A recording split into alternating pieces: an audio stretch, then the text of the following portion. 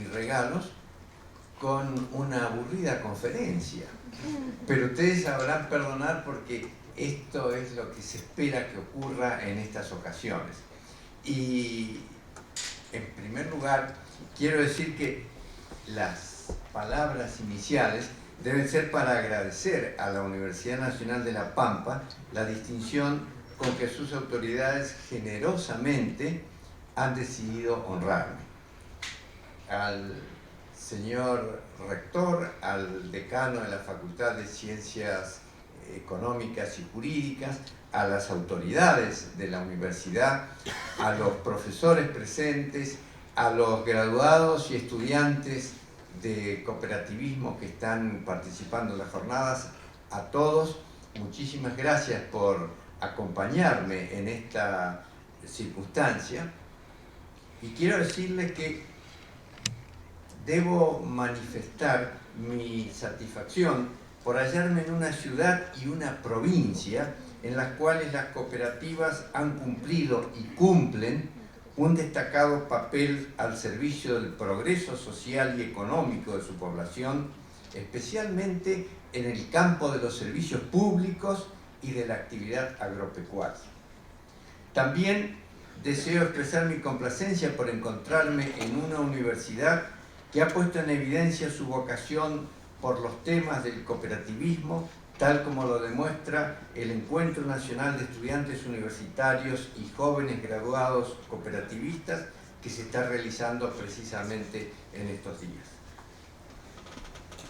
Por ello, el tema elegido para esta disertación consiste en una reflexión acerca de dos ámbitos en los cuales ha discurrido buena parte de mi existencia: el cooperativismo y la universidad, tratando de penetrar las relaciones que los vinculan y hacer evidentes las notas comunes que los caracterizan.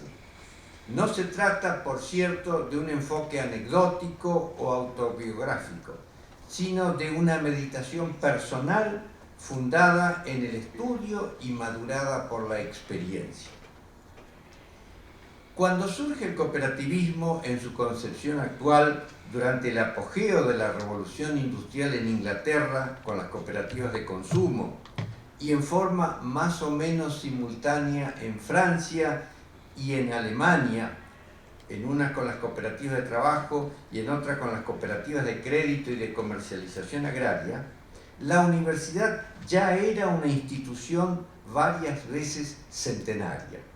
Sin embargo, huelga decir que ninguna relación existió entre ambos. En rigor, nada más alejado del ambiente y de las inquietudes académicas que una experiencia económica y social surgida, como afirmó Charles Giff, de las entrañas mismas del pueblo.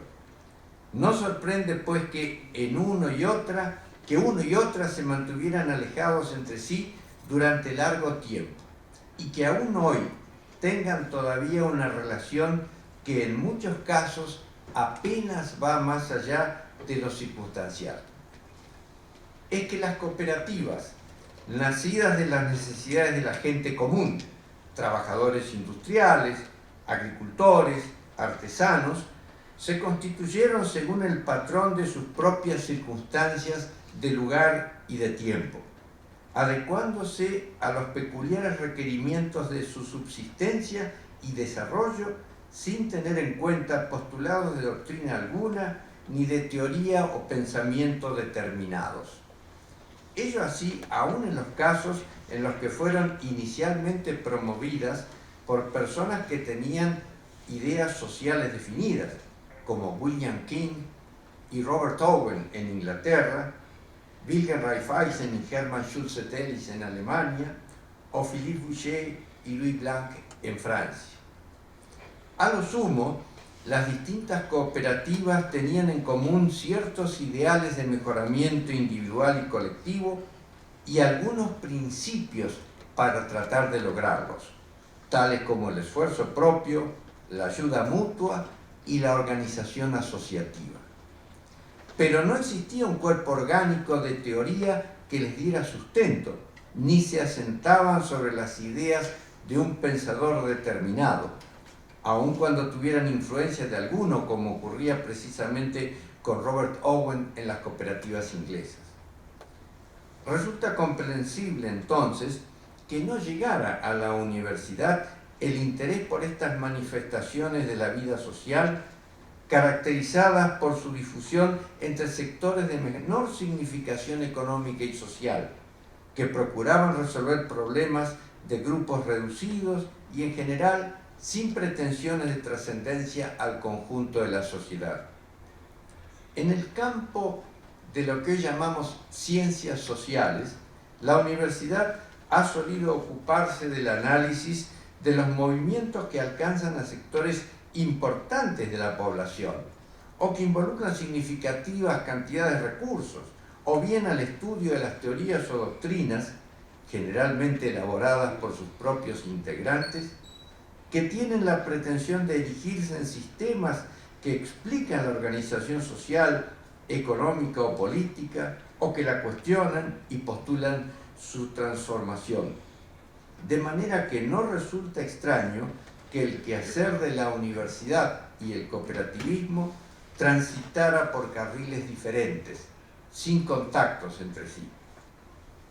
La universidad nació como un conjunto de estudiantes que buscaban aprender o de profesores que buscaban enseñar, como recuerda Rodolfo Mondolfo para las universidades de Bolonia y de París, respectivamente. Pero en todo caso, constituyó siempre una comunidad integrada entre ambos, ya que el aprendizaje requiere de la enseñanza, de donde alumnos y maestros son los términos dialécticos necesarios para llevar adelante ese cometido.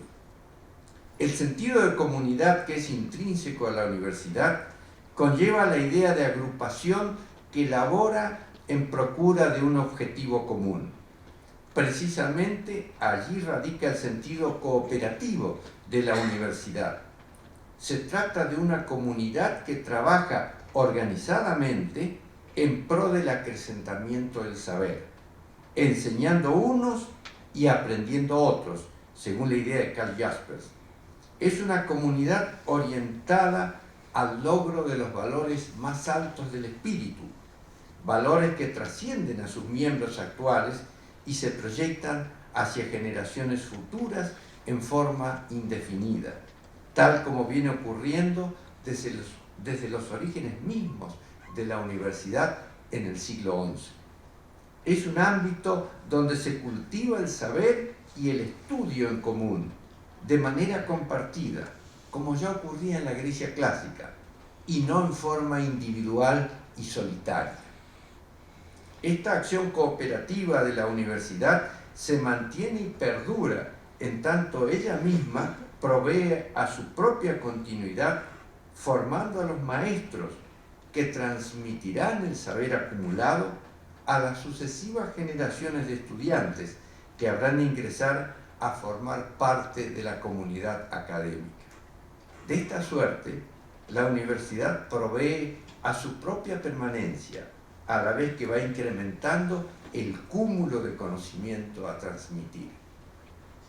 Sin embargo, no solo forma a quienes continuarán la labor de estudio y enseñanza, sino también a quienes utilizarán sus conocimientos en las diversas actividades que forman parte de la vida social.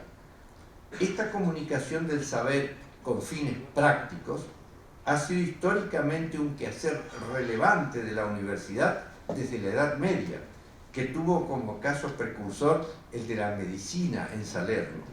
Y el otorgamiento de licencias llegó a constituir una función de carácter social preponderante, a la que se le une la evolución experimentada por la universidad para dar respuestas a las necesidades incesantemente cambiantes de la sociedad. De allí que a los estudios iniciales, generalmente limitados a una o pocas disciplinas, se hayan ido agregando en forma constante nuevas áreas del conocimiento que dieron origen a cátedras, escuelas o facultades especializadas en inéditas artes o ciencias que a su turno formarían a quienes la sociedad requería para responder a sus renovadas necesidades. Esta plasticidad de la universidad para brindar respuestas adecuadas a necesidades sociales cambiantes, además de su intrínseca capacidad de formar sus propios elementos de continuidad, permitió y aseguró su subsistencia a lo largo de los siglos. Y su permanencia futura dependerá de su aptitud para revalidar esas condiciones. Después que durante varios siglos el conocimiento quedara atrincherado en monasterios y conventos medievales, el Renacimiento carolingio llevó a la apertura de escuelas y la creación de estudios catedralicios que finalmente se plasma en la creación de la Universidad de Bolonia, promovida por estudiantes de distintas naciones para el estudio del derecho. Curiosamente, los alumnos buscaron a los profesores para organizar los estudios y hasta llegaron a gobernar la universidad, entrando frecuentemente en conflicto con las autoridades locales.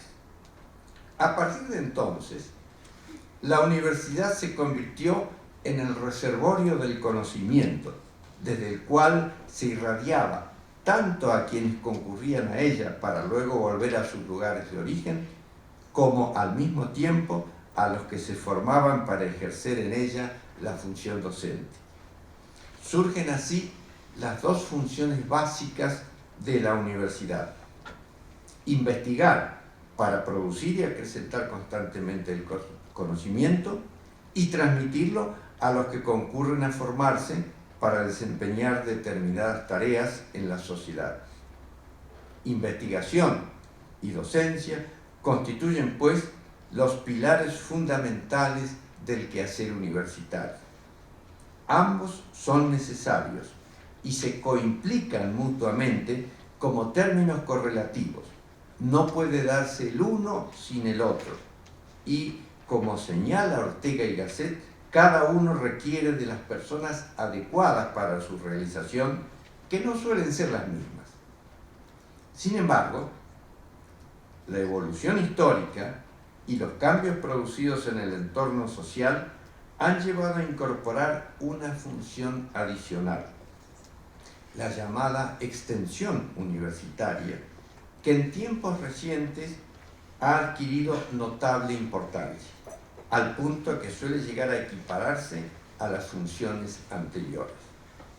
En rigor, se trata de una actividad que, como su nombre indica, extiende, proyecta, expande el quehacer de la universidad hacia el medio en el que se encuentra inserta y con el cual mantiene relaciones permanentes, valiéndose para ello de los distintos recursos a su alcance sin afectar sus funciones fundamentales. El curso de los acontecimientos ha ido llevando progresivamente a aumentar la importancia de esta función y nada autoriza a pensar que esa tendencia se modificará. La realización de las funciones básicas que definen el sentido propio de la universidad ha menester de ciertos requisitos que condicionan su cabal cumplimiento. Tales requisitos son, a la vez, una condición y una garantía, puesto que si se satisfacen, la universidad seguramente alcanza la plenitud de sus fines.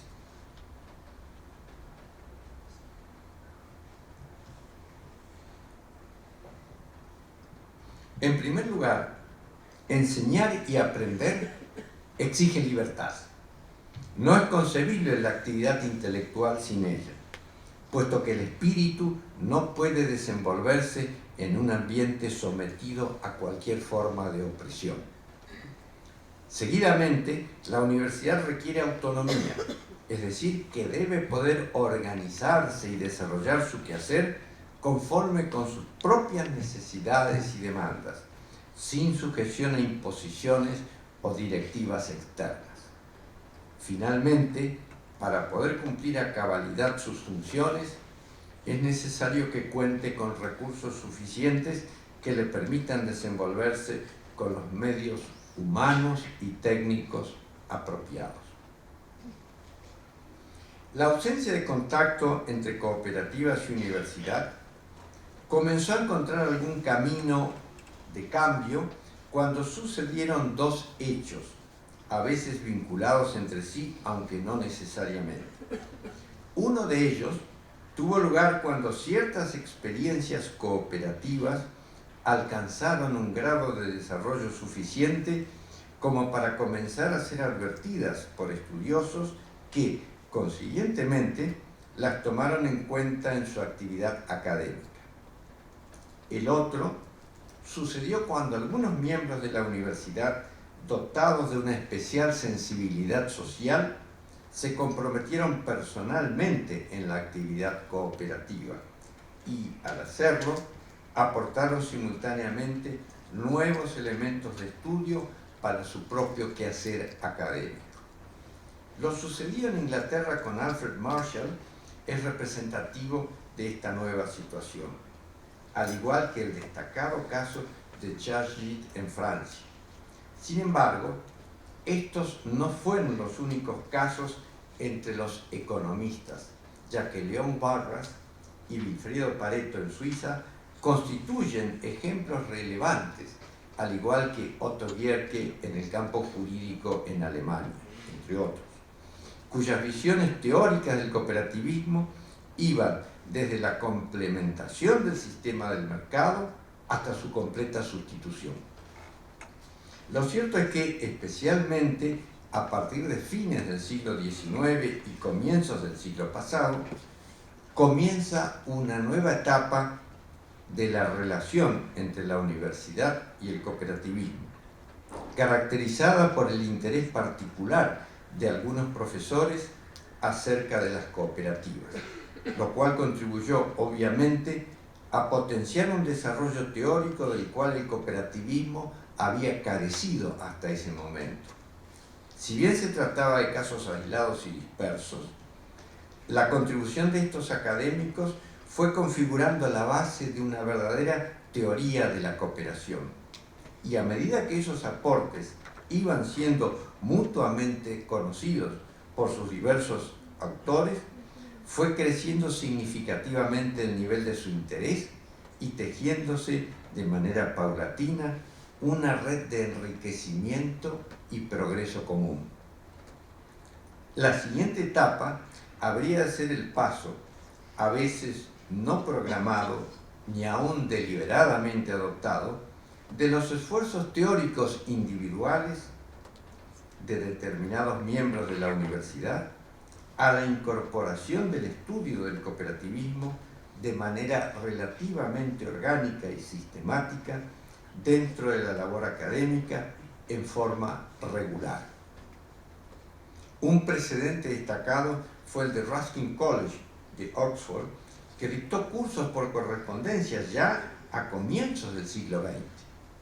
Promediando ese siglo, eran varias las universidades europeas y de las Américas que contaban con cátedras de la materia y aún con unidades académicas especializadas.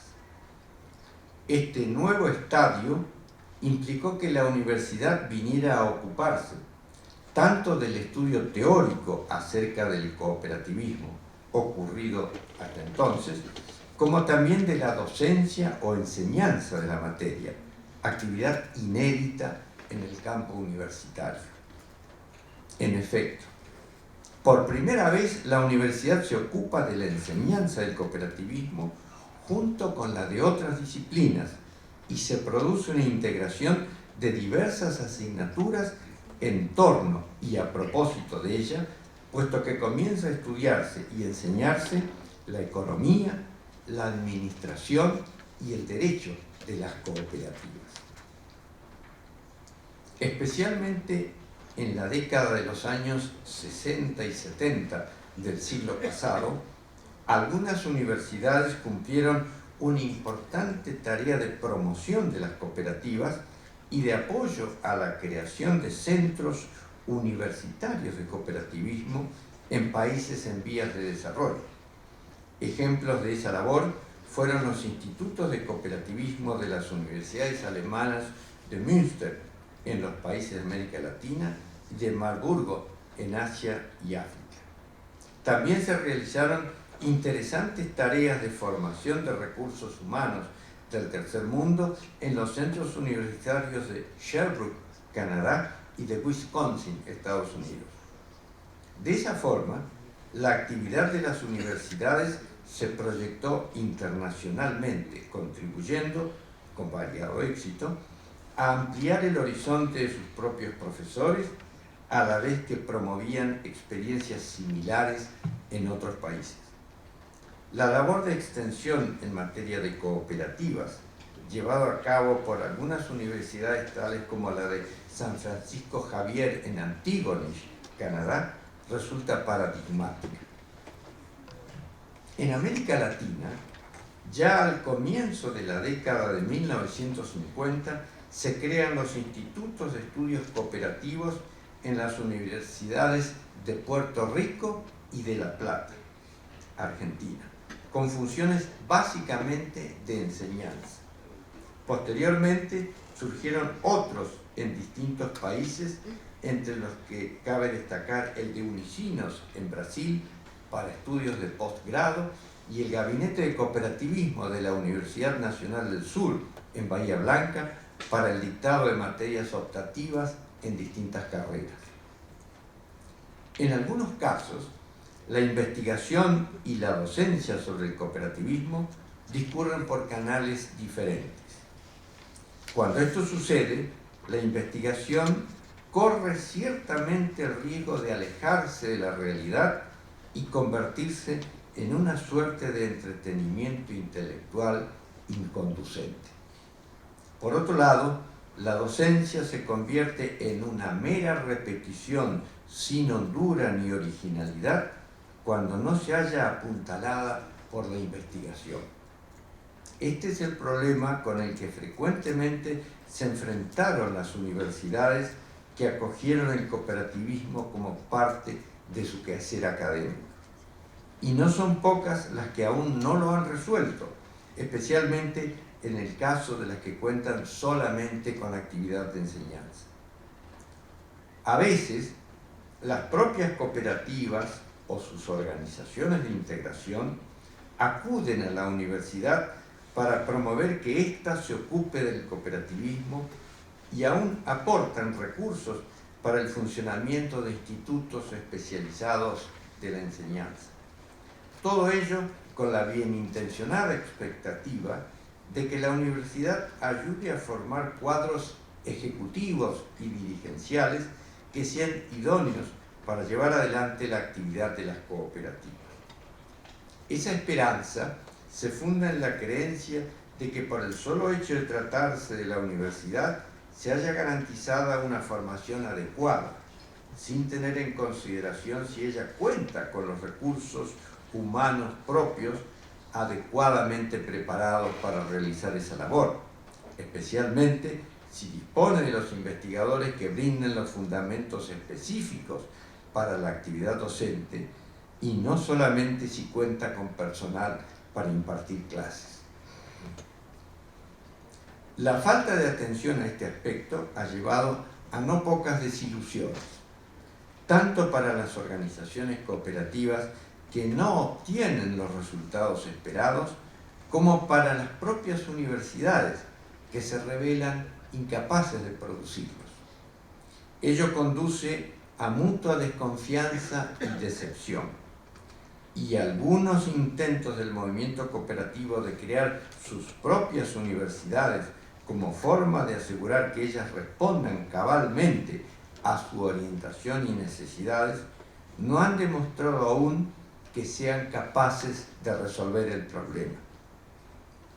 Una adicional situación que suele presentarse como corolario de la actividad docente de algunas universidades consiste en la producción de sucesivas camadas de egresados, portadores de títulos académicos relacionados con el cooperativismo, que con lógica expectativa acuden a la búsqueda de posiciones laborales que estiman acordes con su formación.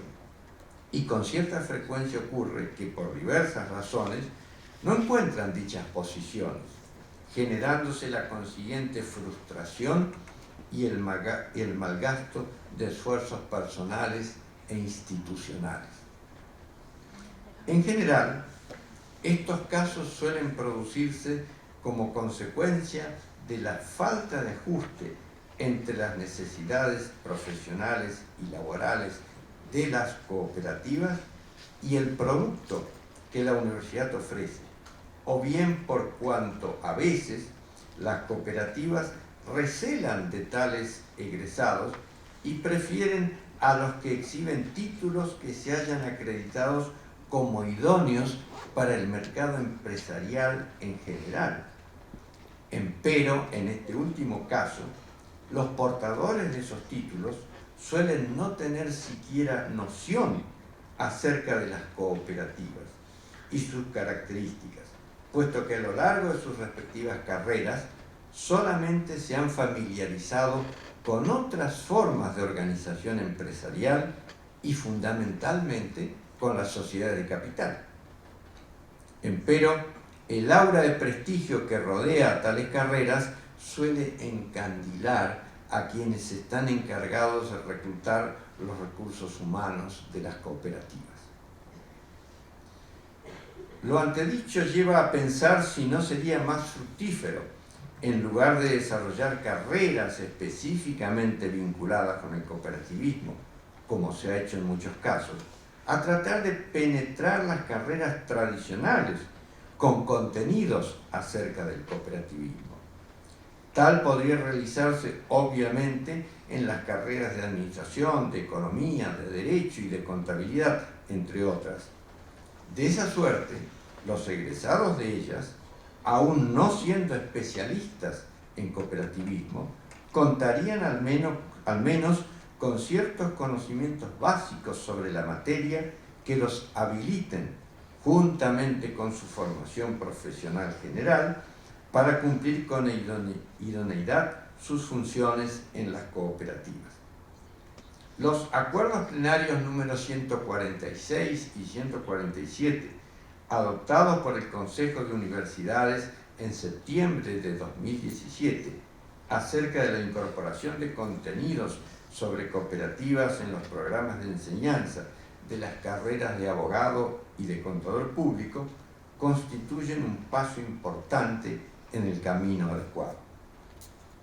En todo caso, las unidades académicas dedicadas a los estudios cooperativos en la universidad, en lugar de dictar carreras especializadas, podrían fungir como proveedoras de los docentes encargados de dictar los cursos específicos dentro de los programas de enseñanza de las diferentes carreras.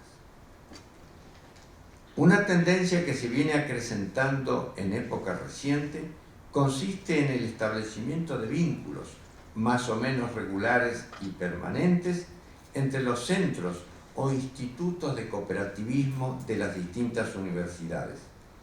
Dichos vínculos llegan incluso a la formación de redes, especialmente en materia de investigación, en la que suelen llevarse a cabo proyectos conjuntos con la participación de varios de ellos.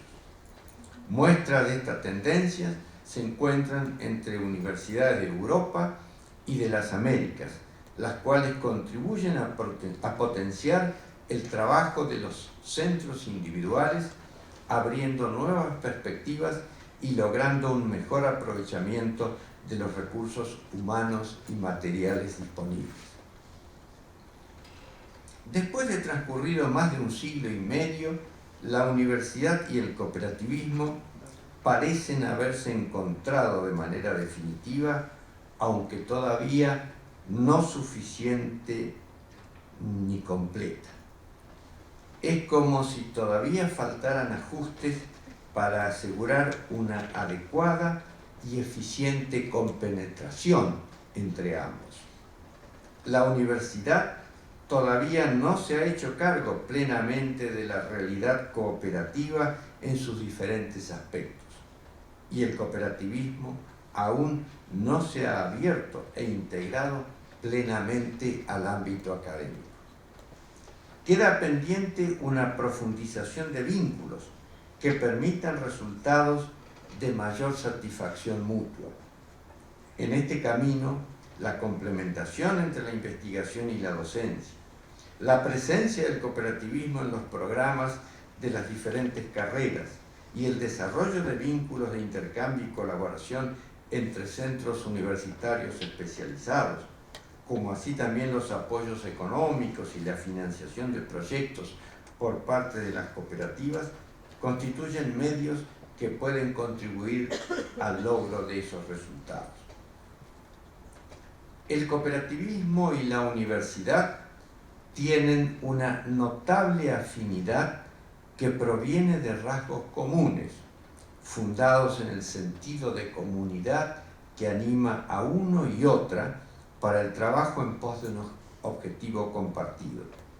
No existe en ellos el antagonismo que caracteriza a otras organizaciones cuya estructura se sostiene en base a un equilibrio de intereses contrapuestos. Por otra parte, la vocación de continuidad y permanencia los identifica. Su quehacer se proyecta más allá de la generación presente con la aspiración de mejorar la suerte de las venideras. Y ambos se expanden al medio en el que actúan, promoviendo una interacción de mutuo provecho. También se adaptan continuamente a los cambiantes requerimientos y estímulos de la sociedad que los contiene, a fin de dar respuestas adecuadas a sus necesidades y aspiraciones. Uno y otra se desarrollan en libertad y sin sujeción a mandatos externos, con ejercicio pleno de su autonomía institucional y no persiguen intereses egoístas que condicionen su quehacer, comprometidos solamente con la búsqueda de la verdad y del progreso social. Empero, todo ello no es gratuito. Debe ser cultivado de manera permanente para consolidarlo, pues de otra manera se corre el riesgo cierto de perderlo, aún a manos de aquellos que proclaman su apoyo mediante dádivas que comprometen su independencia. Únicamente el espíritu alerta y el trabajo tesonero constituyen la garantía de que la universidad y el cooperativismo permanecerán fieles a su esencia. Este es el desafío. Muchas gracias.